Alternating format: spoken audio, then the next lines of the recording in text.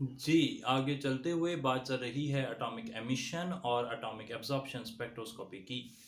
तो atomic emission और atomic absorption spectroscopy जो है, ये जैसा कि नाम से ज़ाहिर है एटॉमिक स्पेक्ट्रोस्कोपी है। और एटॉमिक स्पेक्ट्रोस्कोपी के अंदर आप यूज़ करते हैं बोहर्स एटॉमिक मॉडल का वो प्रिंसिपल जिसके मुताबिक एक एटम के इर्द गिर्द जो शेल्स हैं they are quantized in energy, और अगर इलेक्ट्रॉन एक्साइट होकर डी एक्साइट होगा तो उसके लिए एनर्जी चाहिए, और फिर वो वही ख़ास कैरेक्टरिस्टिक एनर्जी को एमिट कर देगा, जैसा कि हमने अपने पिछले लेक्चर में देख लिया था।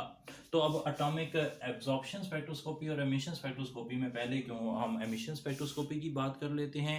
एटॉमिक एमिशन स्पेक्ट्रोस्कोपी में होता यह है कि आपके पास एक सैंपल है, और वो सैंपल जो है उसे आप रख देते हैं किसी भी एक्साइटेशन सोर्स के पास। एक्साइटेशन सोर्स जो है वो हो सकता है कोई इलेक्ट्रिक आर्क हो सकती है, वोल्टेज हो सकता है, सही है जी, या आप उसे हीट कर सकते हैं फॉर एग्जांपल।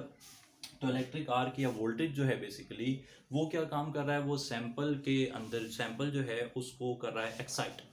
सही है जनाब। अब वो एक्साइट करेगा, और एक्साइट करेगा तो इलेक्ट्रॉन जो है वो हायर एनर्जी स्टेट में चले जाएंगे, और वो हाई एनर्जी स्टेट में वो तो स्टेबल है नहीं, वो जब स्टेबल है नहीं तो फिर वो वापस आएंगे, और जब वो वापस आएंगे तो एक कैरेक्टरिस्टिक रेडिएशन जो है वो एमिट कर देंगे। और वो कैरेक्टरिस्टिक रेडिएशन, क्योंकि रेडिएशंस निकल रही हैं सोर्स में से, आपके सैंपल में से निकल रही हैं, तो आपको ना बैकग्राउंड मिल जाएगा डार्क, और उस डार्क बैकग्राउंड के अंदर फॉर एग्जांपल इस तरीके से डार्क बैकग्राउंड होगा, और डार्क बैकग्राउंड के अंदर आपको कहीं कहीं कैरेक्टरिस्टिक रेडिएशंस जो हैं वो मिलेंगी। ये सारी जो ना, ये वाली जो जो दरमियान में नज़र आ रही हैं, ये कैरेक्टरिस्टिक स्पेक्ट्रम होगा उस पर्टिकुलर एलिमेंट का, जो कि बेस करेगा उसकी energy of difference in energy of orbits के अंदर जो एनर्जी का गैप है उस पर वो डिपेंड करेगा। और इस तरीके से आप एटम को पहचान लेंगे एटॉमिक एमिशन स्पेक्ट्रोस्कोपी में। बहुत ही सादा स्ट्रेट फॉरवर्ड तरीक़ाकार है। तरीक़ाकार के अंदर आप सैंपल को एक्साइट करते हैं, और एक्साइट करके फिर आप उसकी एमिशन नोट कर लेते हैं। यहाँ पर एक बहुत ही अहम इंफॉर्मेशन के कई दफ़ा इसके काम मिसाल अगर मैं देखूँ तो वो होती है फ्लेम फोटोमीट्री, बड़ा मशहूर है फ्लेम फोटोमीट्री। और इसी तरीके से आप एटॉमिक एमिशन स्पेक्ट्रोस्कोपी, अगर आप पंजाब यूनिवर्सिटी के स्टूडेंट हैं तो वहाँ पर आपने एक inductively coupled plasma atomic emission spectroscopy 47-48 number कमरा है, वहाँ पर एमिशन स्पेक्ट्रोस्कोपी देखी। और अगर आप जनरली कहीं पर भी काम करते हैं और एमएससी में आपने कोई ना कोई इनऑर्गेनिक के प्रैक्टिकल से रिलेटेड काम किया, तो आप जानते हैं कि इनऑर्गेनिक के अंदर हम कई दफ़ा आइंस इन सॉल्यूशंस जो हैं इनको आइडेंटिफाई करने के लिए एटॉमिक एमिशन स्पेक्ट्रोस्कोपी इस्तेमाल करते हैं। और यहाँ पर मेरे साथ जो एक बड़ा सवाल मुझे अपने स्टूडेंट लाइफ में फेस करना पड़ता था वो ये था कि अगर हम बात कर रहे हैं कैरेक्टरिस्टिक एमिशन की, तो उसके लिए इलेक्ट्रॉन एक्साइट होता है, फिर डी एक्साइट होता है, फिर एमिशन करता है। तो अगर हम आइंस की बात करें सॉल्यूशन के अंदर या फ्लेम फोटोमीट्री के अंदर हम सोडियम क्लोराइड या पोटाशियम का कोई साल्ट इस्तेमाल करते थे, तो साल्ट में तो एटम आयोनाइज फॉर्म में होता है। जब वो आयोनाइज फॉर्म में होता है तो फिर वो आयोनाइज्ड फॉर्म का एटम, वो उसमें तो इलेक्ट्रॉन है ही नहीं। फॉर एग्जांपल अगर हम सोडियम की बात करें, सोडियम आयन की, तो सोडियम आयन के तो पहला शेल है, दूसरा शेल है, तीसरा शेल तो होता ही नहीं उसमें। तो उसका वो जो हम कहते हैं कि हम उसकी करेक्टरिस्टिक रेडिएशन नोट करते हैं 11वें इलेक्ट्रॉन की, और 11वें इलेक्ट्रॉन की एक्साइटेशन और डी एक्साइटेशन नोट करते हैं, तो वो D line, characteristic D line yellow colour की जो होती है उसको हम नोट करते हैं सोडियम के सिग्नल के तौर पर, सोडियम के फिंगरप्रिंट के तौर पर, सोडियम की जो वो जिसे आप कहते हैं सिग्नेचर के तौर पर। तो अगर सोडियम आयन होगा तो उसमें 2 इलेक्ट्रॉन है ही नहीं, तो फिर हम कैसे नोट कर रहे हैं। तो यहाँ पर एक इंपॉर्टेंट बात याद रख लें कि जो एटॉमिक एमिशन स्पेक्ट्रोस्कोपी है उसमें भी, और एटॉमिक एब्जॉर्प्शन स्पेक्ट्रोस्कोपी है उसमें भी, दोनों के अंदर ही आप पहले वो जो स्पीशी है जो आयनिक फॉर्म है उसे आप मेटल में कन्वर्ट करते हैं, उसे आप एटम की फॉर्म में कन्वर्ट करते हैं, इसे आप एटोमाइजर कहते हैं। इसके लिए आप रिड्यूसिंग एजेंट इस्तेमाल करेंगे। वो reducing agent atomic absorption spectroscopy में जो है वो फ्लेम हो सकता है, एक्साइटेशन सोर्स भी होगा, जिसमें फ्लेम फोटोमीट्री में फ्लेम जो है वो काम कर रहा है, एक्साइटेशन का सोर्स भी है, और फ्लेम जो है वो रिड्यूसिंग एजेंट का सोर्स भी है। इंडक्टिवली कपल्ड प्लाज्मा में प्लाज्मा हो सकता है। तो हर जगह याद रख लें, अच्छे तरीके से याद रख लें कि एटोमाइजर जो है वो एटॉमिक एब्जॉर्प्शन और एटॉमिक एमिशन स्पेक्ट्रोस्कोपी का एक मेजर कंपोनेंट है, क्योंकि क्योंकि अगर आइंस होंगे तो आइंस की वो कैरेक्टरिस्टिक रेडिएशंस हमें नहीं मिलेंगी जिनकी हम बात करें, क्योंकि वो आमतौर पे सबसे बाहर वाले इलेक्ट्रॉन के लिए होती है, और अगर वो आइंस हैं तो उनमें बाहर वाला इलेक्ट्रॉन अवेलेबल नहीं है। इसलिए हम क्या करते हैं कि हम उसे एटोमाइज करते हैं, वो फ्लेम की मदद कर सकते हैं, वो ग्रेफाइट के क्रूसिबल की मदद कर सकते हैं एटॉमिक एमिशन स्पेक्ट्रोस्कोपी में, जैसे आप देख रहे हैं, या फिर वो आप कपल्ड प्लाज्मा के अंदर इलेक्ट्रॉन है उसकी मदद से कर सकते हैं। तो मुख्तलिफ जगहों पर मुख्तलिफ सोर्सेज हो सकते हैं।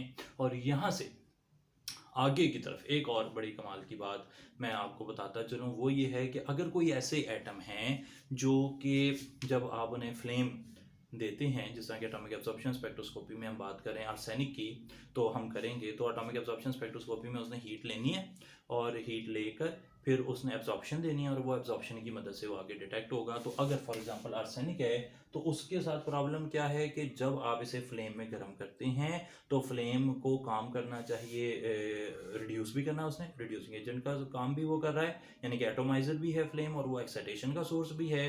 तो फिर क्या होगा कि आर्सेनिक को जब फ्लेम में डाला जाता है तो आर्सेनिक पर तय चढ़ जाती है आर्सेनिक ऑक्साइड की, जो कि रिफ्रैक्टरी होती है। सही जी, बल्कि लिख लेते हैं, वो क्या होती है, वो रिफ्रैक्टरी ऑक्साइड बना देता है। और जब वो रिफ्रैक्टरी ऑक्साइड बना देता है तो अभी एटॉमिक फॉर्म में नहीं जाता।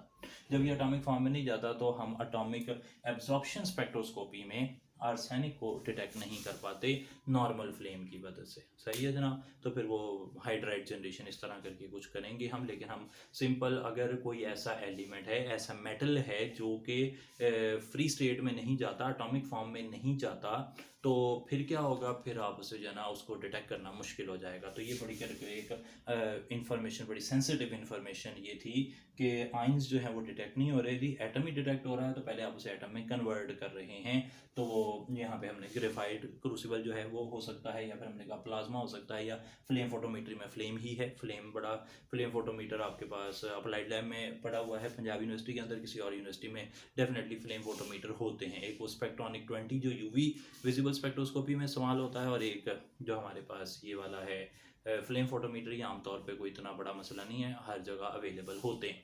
अच्छा, तो अब क्या हुआ, फ्लेम फोटोमीटर क्या कर रहा है, फ्लेम फोटोमीटर में फ्लेम है और फ्लेम की ख़ास एनर्जी, डेफिनेटली वो फ्लेम टेस्ट की तरीके से फ्लेम की ख़ास एनर्जी होती है। और वो जो ख़ास एनर्जी है, उस ख़ास एनर्जी की वजह से ये आमतौर पे सोडियम और पोटाशियम के फ्लेम फोटोमीटर जो है वो आपको मिल सकते हैं, और वो फ्लेम सोडियम और पोटाशियम को डिटेक्ट कर सकते हैं। पोटाशियम वायलेट होगा, सोडियम कैरेक्टरिस्टिक येलो देता है, वो तो हमें पता ही है।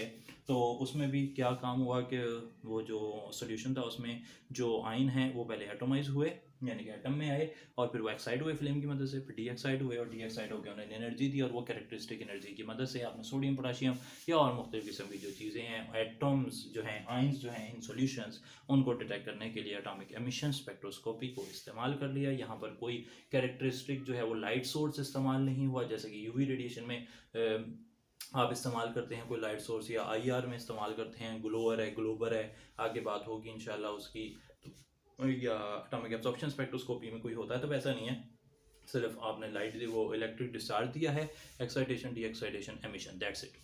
अच्छा, एटॉमिक एब्जॉर्प्शन स्पेक्ट्रोस्कोपी की अगर बात की जाए तो यहाँ पे हम जो है वो जो लाइट की एब्जॉर्प्शन है उससे एलिमेंट को डिटेक्ट कर रहे हैं, क्योंकि एमिशन और एब्जॉर्प्शन की सेम फ्रीक्वेंसी चेंज है, सेम एनर्जी चाहिए उन दोनों कामों के लिए। एब्जॉर्प्शन के लिए उतनी एनर्जी लगती है और एमिशन में उतनी निकल जाती है, तो फिर अब इन दोनों की जो वेवलेंथ है ना वो एक ही पोजीशन पे होगी। सही है जी। तो एब्जॉर्प्शन स्पेक्ट्रोस्कोपी में आप क्या करते हैं, एब्जॉर्प्शन स्पेक्ट्रोस्कोपी में आप इस्तेमाल करते हैं कोई सोर्स इस्तेमाल करते हैं हीट करने का, और वो सोर्स जो है वो आम तौर पर बड़ा ही मशहूर वो है एयर एसीटाइलिन फ्लेम, या फिर नाइट्रस ऑक्साइड फ्लेम भी होता है। सही है जी। तो एयर एसीटाइलिन